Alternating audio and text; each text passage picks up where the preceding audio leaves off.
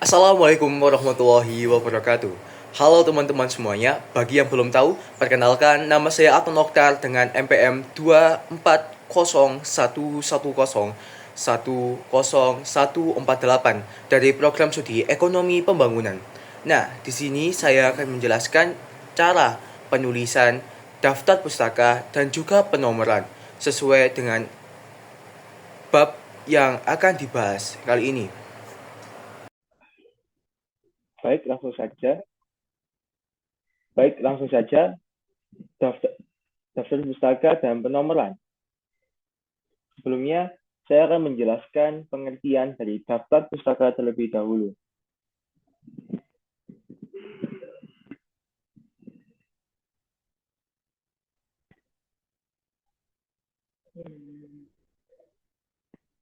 Apa sih itu daftar pustaka?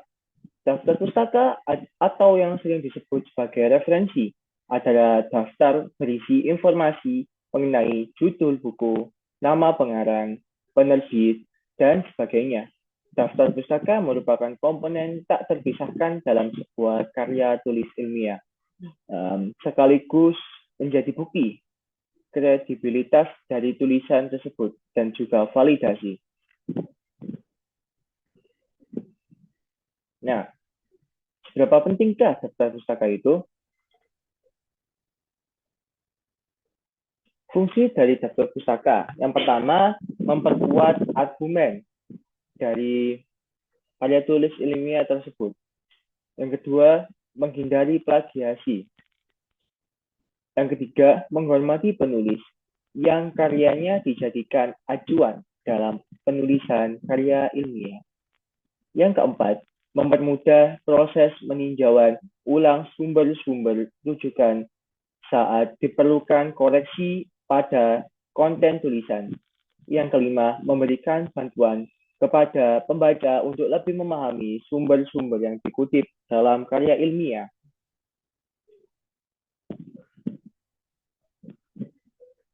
Nah, ada beberapa gaya format dalam daftar pustaka. Yang pertama yang sudah kita ketahui bersama bahwa ada gaya MLA atau Modern Language Association.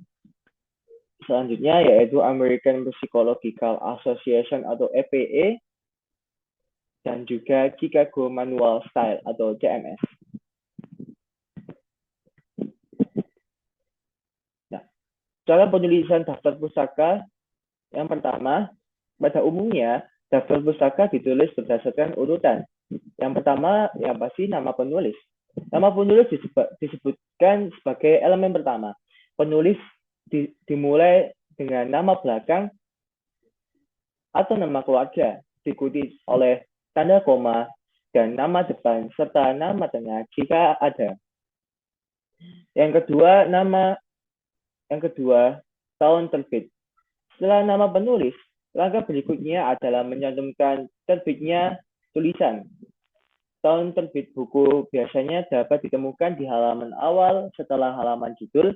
Sementara itu, tahun terbit artikel jurnal dan makalah biasanya tertera di header bagian atas. Nah, selanjutnya yaitu judul buku atau artikel yang dirujuk.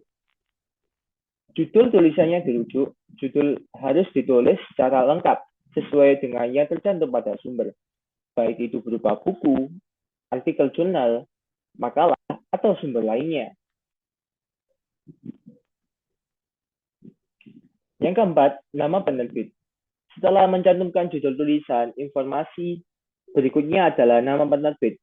Nama penerbit buku biasanya terdapat di sampul depan atau sampul belakang, seperti Erlangga ataupun buku lainnya. Nah, pada halaman yang sama juga tertera tahun terbit buku. Jika sumber adalah artikel jurnal, cantumkan nama jurnal yang memuat artikel tersebut. Yang kelima, tempat terbit atau keterangan terbitan.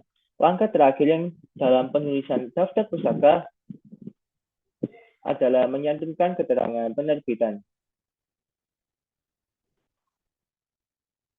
Nah, keterangan ini biasa berupa tempat terbit, atau informasi lainnya yang relevan. Tempat terbit sering digunakan untuk sumber berupa buku dan biasanya dapat ditemukan di halaman yang sama dengan tahun terbit buku. Sementara itu, informasi penerbitan pada artikel jurnal atau makalah dapat berupa nomor dan volume tulisan yang mana informasinya bisa ditemukan di bagian header. Selanjutnya, cara penulisan daftar pusaka. Nah, di sini saya mengambil contoh sampel dari APA style. Nah, cara untuk menulis APA style dalam jurnal. Untuk menulis daftar pustaka dari jurnal, formatnya adalah nama belakang dari penulis, inisial nama depan, dan nama tengah jika ada. Nah, selanjutnya yaitu tahun penerbit, selanjutnya judul artikel. Nah, nama jurnal, volume jurnal, isu atau nomor halaman. Penulisan daftar pustaka dari jurnal dengan satu pengarang. Contohnya, Diniati, koma, inisial A, titik, dalam kurung 2018, konstruksi sosial melalui komunikasi interpribadi mahasiswa di Kota Bandung. Jurnal kajian komunikasi, 6, dalam kurung 2, halaman 147 sampai 159. Selanjutnya yaitu penulisan daftar pustaka dari jurnal dengan lebih dari satu pengarang. Contohnya Diniati, A, titik, Diniati, A, titik, Juliana, A, titik, N, Bajari, A, titik, dalam kurung 2022, pengalaman guru anak tentang perilaku komunikasinya. Titik. Nah, jurnal komunikasi, 14 dalam kurung 2, 322 sampai 345. Nah, setelah menjelaskan tentang daftar pustaka, selanjutnya yaitu penomoran. Apa sih penomoran itu? Penomoran dalam karya tulis ilmiah adalah proses memberikan nomor pada bagian-bagian atau elemen tertentu dalam karya ilmiah untuk menjaga keteraturan, mempermudahkan pembaca dalam menavigasi dokumen, serta menunjukkan hubungan hierarki atau kedudukan antar bagian. Mengapa penomoran ini begitu penting? Nah, yang pertama, pasti untuk memudahkan navigasi dari pengertian tadi, penomoran membantu pembaca untuk dengan cepat menemukan informasi tertentu dalam dokumen yang panjang. Selanjutnya, pembaca dapat langsung menuju ke subbab yang tertentu berdasarkan daftar isi. Yang dua, menunjukkan struktur atau hierarki atau kedudukan. Penomoran mencerminkan struktur logis dan hierarki dalam dokumen, serta pembagian bab, subbab, poin, atau elemen lainnya. Ini membantu pembaca memahami hubungan antara bagian-bagian tertentu. Nah, ketiga, memastikan keteraturan dan konsistensi. Dengan sistem penomoran yang konsisten, dokumen menjadi lebih rapi dan profesional. Ini juga mengurangi kemungkinan kekeliruan atau pengulangan informasi. Selanjutnya,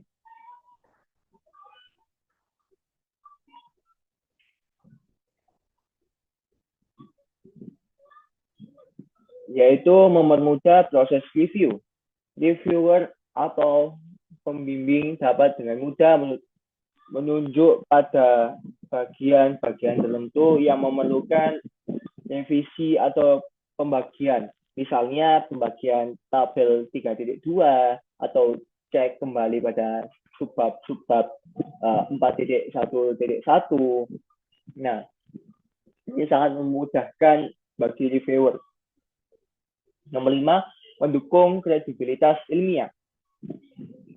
Karya tulis ilmiah yang terstruktur dengan baik menunjukkan profesionalisme penulisan dan memberikan kesan bahwa dokumen tersebut dapat diandalkan dan kredibel. Maaf. 6. Menghindari kebingungan tanpa penomoran, pembaca dapat bingung membedakan antara bab, subbab, tabel, atau gambar. Penomoran menciptakan tata kelola dokumen yang terorganisasi dengan jelas. Nomor 7, meningkatkan efisiensi dalam penulisan dan penyelidikan. Penulisan dapat lebih mudah mengatur dan memeriksa elemen-elemen karya ilmiah, serta mengacu pada tabel atau gambar penulisan.